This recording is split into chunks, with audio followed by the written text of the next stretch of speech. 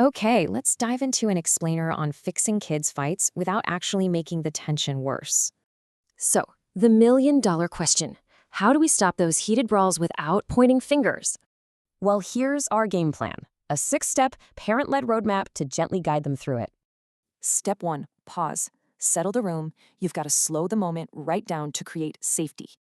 Let's figure this out together. No demands for instant calm, just easing the brakes. Step 2, set ground rules. One person talks at a time, everyone gets a fair turn. Keep these super brief. For neurodivergent kids, a giant list of rules just triggers more stress. Step 3, ditch the classic who started it and ask what happened from their side instead. You're giving each kid a turn to tell their story, totally free of any judgment.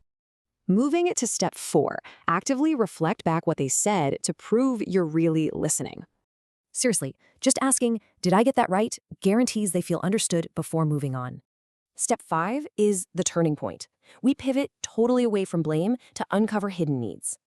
Look past the screaming. What do they actually crave? Was it fairness? Or maybe just space?